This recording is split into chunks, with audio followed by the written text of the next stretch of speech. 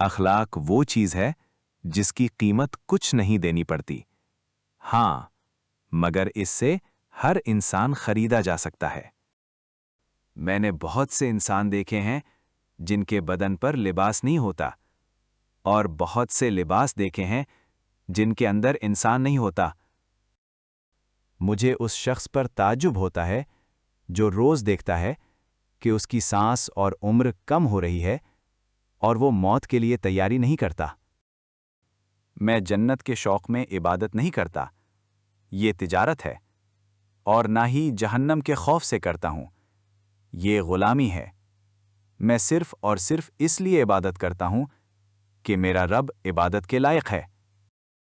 وفا نہیں جس کی اپنے رب سے، وہ کیا کسی سے وفا کرے گا؟ نماز کی فکر اپنے اوپر فرض کر لو، دنیا کی فکر سے آزاد ہو جاؤ گے، اور کامیابی تمہارے قدم چومے گی۔ حرام رشتے سے دور رہو، حلال رشتے میں سب کچھ مل جائے گا، محبت، عزت، مان اور جنت بھی۔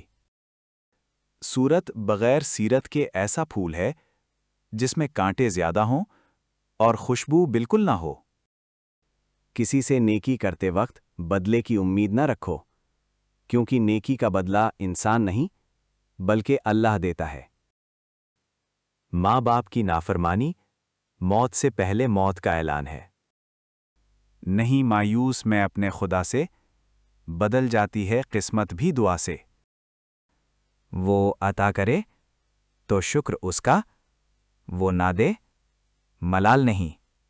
میرے رب کے فیصلے کمال ہیں، ان فیصلوں میں زوال نہیں۔